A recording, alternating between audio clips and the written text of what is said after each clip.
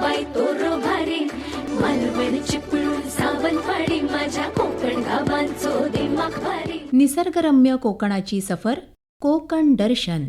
निसर्गाच्या कुशीतलं एक सुंदर स्पंदन. दिसते भारी गणपतीची स्वारी माझ्या कोकणा वाटे तुम्ही वलवा गाडी.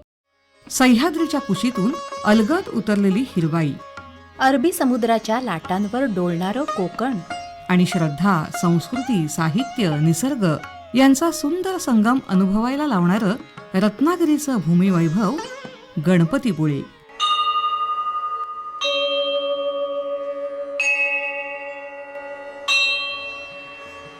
रसिक श्रोते हो, नमस्कार. आजच्या कोकण दर्शनच्या या सफरीत मी आहे तुमच्यासोबत वंदना मुसळे आणि मी आहे सोनाली सावंत.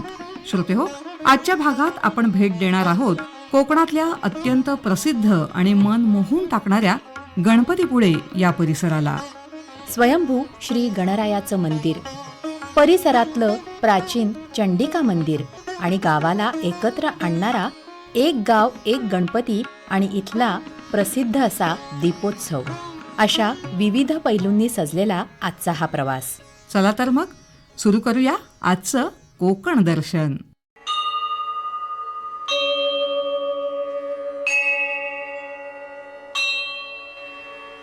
रत्नागिरी शहरापासून सुमारे 25 किलोमीटर अंतरावर वसलेलं गणपतीपुळे कोकणातलं अत्यंत लोकप्रिय असं तीर्थक्षेत्र आणि पर्यटन स्थळ. एका बाजूला अथांग समुद्र, दुसऱ्या बाजूला डोंगरांची हिरवाई, नारळी पोफळींच्या बागांमधून मंदिराकडे जाणारा रस्ता आणि त्या निसर्गाच्या सान्निध्यात विराजमान झालेला स्वयंभू गणराया. ओम नमस्ते गणपतये त्वमेव प्रत्यक्षं तत्त्वमसि त्वमेव केवलं कर्तासि त्वमेव केवलं धर्तासि त्वमेव केवलं हर्तासि त्वमेव सर्वं खलविदं ब्रह्मासि. श्रोते हो, गणपतीपुळ्यातल्या या गणपती मंदिराचं सर्वात मोठं वैशिष्ट्य म्हणजे ह्या गणपतीचं मुख हे पश्चिम दिशेला आहे. समुद्राच्या दिशेने दर्शन देणारा हा गणराया भक्तांच्या श्रद्धेचं मोठं केंद्र आहे. श्रोते हो, लोककथेनुसार सुमारे 400 वर्षांपूर्वी हा गणपती स्वयंभू स्वरूपात इथं प्रकट झाला. आजही हजारो भाविक इथे दर्शनासाठी येतात. श्रोते हो, याच देवस्थानाविषयी बोलतायत निलेश कोल्हटकर. नमस्कार, मी निलेश कोल्हटकर, अध्यक्ष संस्थान श्री देव गणपतीपुळे. भारताच्या पश्चिम किनारपट्टीवरील कोकणातील निसर्गरम्य असे हे गणपतीपुळे गाव. हिंदुस्थानच्या 8 दिशात 8 द्वारदेवता आहेत. त्यापैकी गणपतीपुळ्यातील स्वयंभू गणपती ही पश्चिम द्वारदेवता आहे. याचं नाव श्री लंबोदर असे आहे. भारतातील अतिशय प्रसिद्ध असलेले पर्यटन स्थळ आहे. या मंदिराचा इतिहास सांगायचा झाला तर सुमारे 500 वर्षापूर्वी गावातील खोत बाळभटजी भेडे यांना या साकार रूपाचा दृष्टांत झाला. त्यांनी गवताचे छप्पर उभारून पहिली पूजा केली. नंतर छत्रपती शिवाजी महाराजांच्या अष्टप्रधान मंडळातील सचिव अण्णाजी दत्तो यांनी गवताच्या जागी सुंदर घुमट बांधला. पुढे पेशव्यांचे सरदार गोविंदपंत मुंदेले यांनी प्रदक्षिणा वाट बांधली. नानासाहेब पेशव्यांनी नंददीपाची व्यवस्था केली. माधवराव पेशव्यांच्या पत्नी रमाबाई यांनी दगडी धर्मशाळा बांधली. सध्या अस्तित्वात असलेल्या मंदिराचे बांधकाम 1998 ते 2003 पर्यंत चालू होते. प्राचीन भारतीय स्थापत्यकला डोळ्यासमोर ठेवून रेड आग्रा या खास पाषाणातून मंदिराची उभारणी करण्यात आलेली आहे.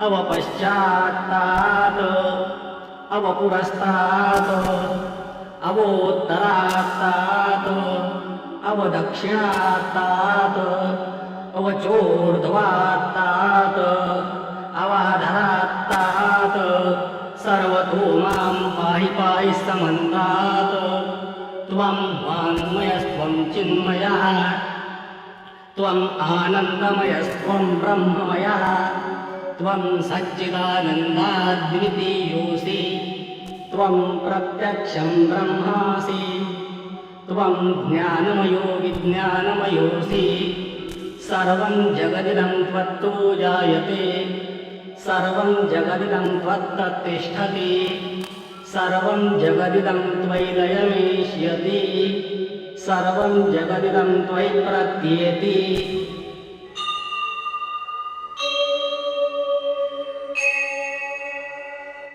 मंदिराभोवती असणारी टेकडी आणि तिची प्रदक्षिणा हा भक्तीचा आणि निसर्गानुभवाचा अतिशय सुंदर असा संगम आहे. सकाळच्या शांत वातावरणात किंवा संध्याकाळच्या सूर्यास्ताच्या वेळेला हा परिसर अधिकच मोहक वाटतो. गणपतीपुळ्याच्या या डोंगर प्रदक्षिणेविषयीच ऐकूया पद्मजा जोशी यांच्याकडून. नमस्कार, मी तुम्हाला गणपतीपुळे देवस्थानाबद्दल माहिती सांगणार आहे. गणपतीपुळे देवस्थान हे जगप्रसिद्ध तर आहेच, पण तो नवसाला पावला जातो अशी त्याची ख्याती आहे. मूळ मुलगल पुराणामध्ये ह्याचा उल्लेख पश्चिम द्वार देवता म्हणून केला जातो. याची 1 किलोमीटरची प्रदक्षिणा असून प्रदक्षिणेच्या वाटेवर शून्यस्थान आहे. देवळामध्ये जी मूर्ती आहे तिला सोन पाकळ्यांनी काढली जाते. तसेच अनेक भक्त भाविक इथे येऊन आपला नवस बोलतात. त्यावेळी ते एक प्रदक्षिणा घालेन 2 किंवा 5, 11 असा नवस ते बोलतात आणि ते संपूर्ण करण्यासाठी सुद्धा ते वारंवार इथे येत असतात. गणपतीपुळे म्हटलं की डोळ्यांसमोर उभा राहतो तो तिथला सुंदर असा समुद्र किनारा.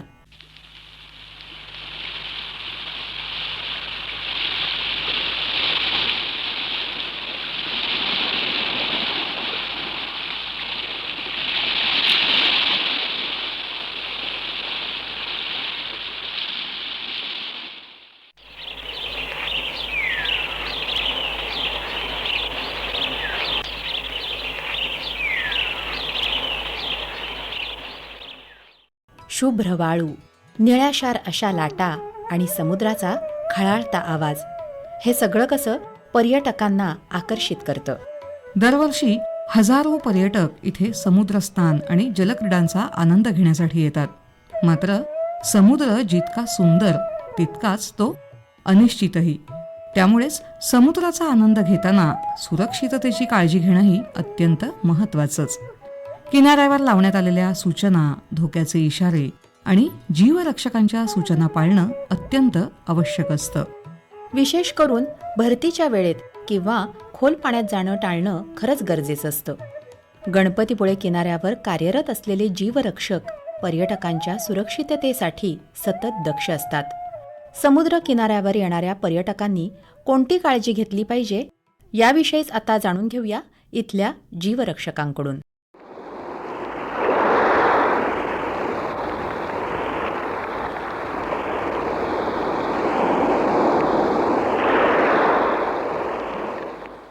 नमस्कार, माझं नाव उमेश मादे. मी गणपतीपुळे ग्रामपंचायतमध्ये जीवरक्षक म्हणून गेली 9 वर्षे गणपतीपुळे बीचवर कार्यरत आहे. गणपतीपुळे मंदिर हे रत्नागिरी जिल्ह्यातील एक मोठे तीर्थक्षेत्र आणि पर्यटन स्थळ म्हणून प्रसिद्ध आहे. सुट्ट्यांच्या कालावधीत लोक भाविक गणपतीपुळेमध्ये येतात. मंदिराला लागूनच समुद्रकिनारा असल्यामुळे समुद्रामध्ये पोहण्याचा मोह कोणाला आवरत नाही, परंतु समुद्रामध्ये पोहताना काळजी घेणे पण तितकेच महत्त्वाचे आहे. गणपतीपुळे समुद्राचे वैशिष्ट्य म्हणजे समुद्र किनाऱ्यावर चाळ म्हणजे अचानक खोल गेलेला भाग किंवा वाळू सरकून तयार झालेला खड्ड्यासारखा भाग. हे साधारणपणे मोठ्या भरतीनंतर पावसाळ्यात किंवा वादळी हवामानात जोरदार लाटा सतत किनाऱ्यावर आदळल्यावर समुद्राचा प्रवाह म्हणजे रिप करंट बदलल्यावर रात्री किंवा सकाळी भरती ओटीच्या बदलानंतर खडकाळ भागाजवळ किंवा उतार असलेल्या किनाऱ्यावर निर्माण होतो. समुद्रामध्ये जाताना घ्यावयाची काळजी. समुद्र प्रथमच पाहताना उत्साहात खोल पाण्यात जाऊ नका. समुद्र शांत दिसला तरी लाटांचा प्रवाह अंदाज घेणे कठीण असते. पोहता येत नसल्यास कमरेपेक्षा जास्त पाण्यात जाऊ. सेल्फी किंवा व्हिडिओसाठी धोकादायक खडकांवर जाऊ नका. भरती ओटीची माहिती नसेल तर जीवरक्षकांचा सल्ला घ्या. लाल झेंडा लावलेल्या भागात समुद्रात उतरणे टाळा. लहान मुलांना एकटे सोडू नका. मद्यपान करून समुद्रात जाणे जीवघेणे ठरू शकते. जीवरक्षक आणि पोलिसांच्या सूचनांचे पालन करा. समुद्राचा आनंद घ्या, परंतु सुरक्षतेला प्राधान्य द्या. समजा एखाद्या वेळेस जर पर्यटक बुडाला तर त्याला आम्ही रिंग किंवा लाईफ जॅकेटच्या मदतीने पाण्याबाहेर काढतो. काही वेळा परिस्थिती गंभीर असल्यास आम्ही CPR देऊन तात्काळ देवस्थानच्या ॲम्ब्युलन्सने त्या व्यक्तीला हॉस्पिटलमध्ये दाखल करतो.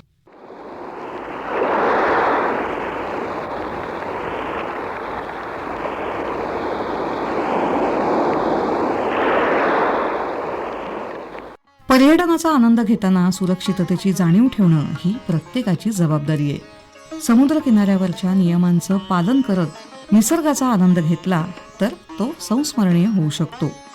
गणपतीपुळ्याचा परिसर जितका निसर्गरम्य तितकाच सांस्कृतिक आणि धार्मिक वारशाने समृद्ध असा आहे. याच परिसरात श्रद्धेनं ओळखलं जाणारं एक महत्त्वाचं स्थान म्हणजे चंडिका देवीचं मंदिर. शांत, प्रसन्न आणि हिरवाईने नटलेल्या परिसरात बसलेलं हे देऊळ स्थानिकांच्या श्रद्धेचं केंद्र आहे. कोकणातील ग्रामदैवत परंपरेचा वारसा या मंदिरातून आपल्याला अनुभवायला मिळतो. जुन्या कोकणी स्थापत्य शैलीचा प्रभाव आपल्याला या मंदिरावर दिसून येतो. मंदिर परिसरात पसरलेली शांतता मनाला वेगळाच निवांतपणा देते. नवरात्रोत्सवाच्या काळात इथं मोठ्या भक्तिभावाने उत्सव साजरा केला जातो.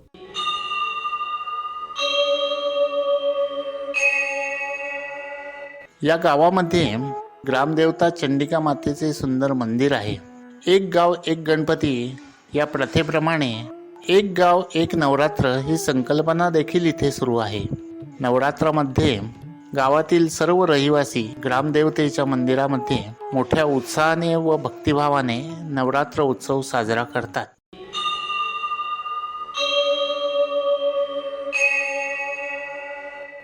गणपतीपुळे परिसरात धार्मिक आणि सांस्कृतिक परंपरा जपत समाजाला एकत्र आणणारे अनेक उपक्रम राबवले जातात. त्यापैकीच एक वैशिष्ट्यपूर्ण उपक्रम म्हणजे एक गाव एक गणपती आणि इथला दीपोत्सव. भाद्रपद महिन्यात या ठिकाणी घरोघरी गणपतीची मूर्ती न आणता देवळातल्याच गणरायाची पूजा केली जाते. त्यामुळे एक गाव एक गणपती ही परंपरा गेली कित्येक वर्ष इथे मोठ्या श्रद्धेने पाळली जाते.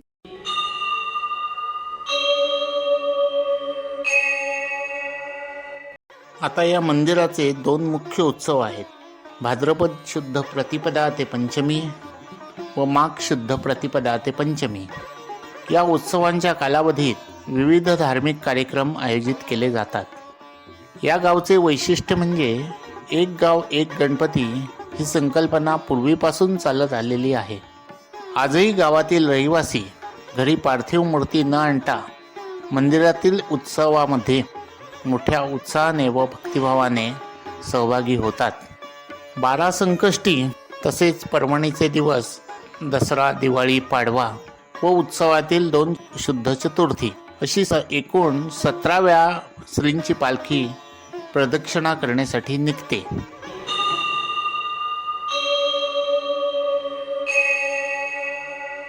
त्वं चत्वारि वाक्पदानि त्वं गुणत्रयातीता त्वं देहत्रयातीता त्वं कालत्रयातीता त्वं मूलाधारस्थितोऽसि नित्यं त्वं शक्तित्रयात्मकः त्वां योगिनो ध्यायन्ति नित्यम्.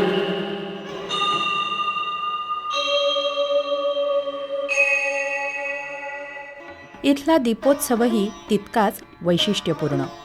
दीपोत्सव म्हणजे प्रकाशाचा उत्सव. पण या उपक्रमातून केवळ दिवे लावले जात नाहीत, तर गावामध्ये एकात्मतेचाही प्रकाश पसरवला जातो. हजारो पणत्या, आकर्षक रोषणाई आणि पारंपरिक वातावरण यामुळे संपूर्ण परिसर उजळून निघतो. कोजागिरी पौर्णिमा ते त्रिपुरारी पौर्णिमा असा 1 महिना मंदिरामध्ये दीपोत्सव साजरा केला जातो.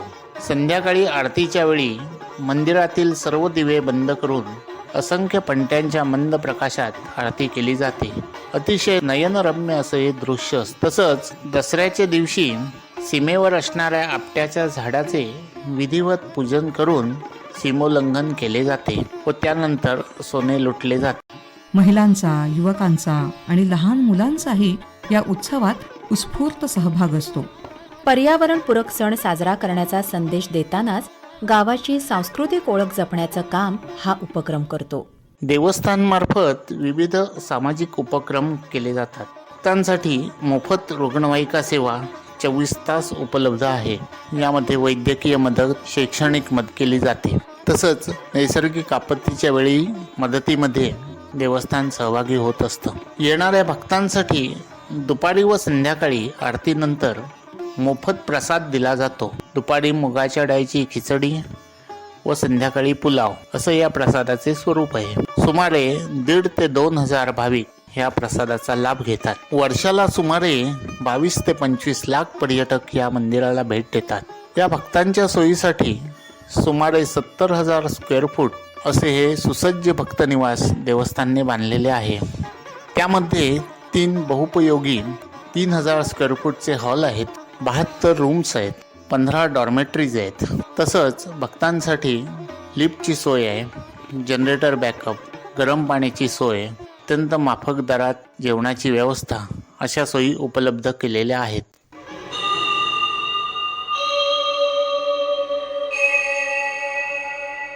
त्वं ब्रह्मा त्वं विष्णुस्त्वं रुद्रस्त्वं इन्द्रस्त्वं अग्निस्त्वं वायुस्त्वं सूर्यस्त्वं चन्द्रमास्त्वं ब्रह्मभूर्भुवस्सुवरों गणारें पूर्वमुच्चार्य वर्णारें तदनन्तरम् अनुस्वारः परतरः अर्धेन्दुलसितन्तारेण रुद्धम् एतत्तव मनस्वरूपं गकारः पूर्वरूपम् अकारो मध्यमरूपम् अनुस्वारश्चान्त्यरूपं बिन्दुरुत्तररूपं नादच्छन्दानं सज्ञिताः सन्धिः सहिषा गणेशविद्या गणपतिर्देवता. ॐ गणपतये नमः. एकदन्ताय विद्महे वक्रतुण्डाय धीमहि तन्नो दन्तिः प्रचोदयात्.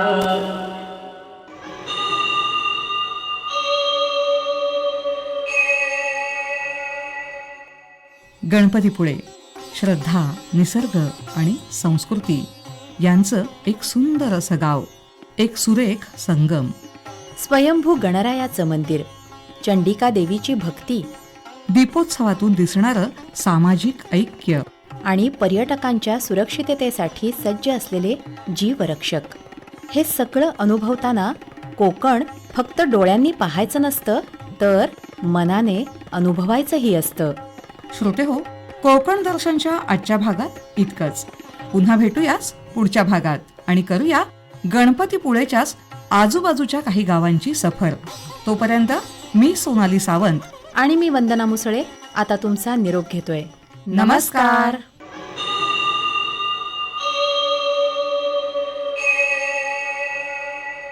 कोकण दर्शन या कार्यक्रमाचं लेखन होतं सोनाली सावंत यांचं. निवेदन आणि निर्मिती सहाय्य सोनाली सावंत आणि वंदना मुसळे. या कार्यक्रमाचे सादरकर्ते होते विवेक वानखडे. कोकणचो रुबा भारी माझ्या कोकणचो बाई तो रो भारी मालवण चिपळूण सावंतवाडी माझ्या कोकण गावांचो दिमाग भारी. निसर्गरम्य कोकणाची सफर, कोकण दर्शन.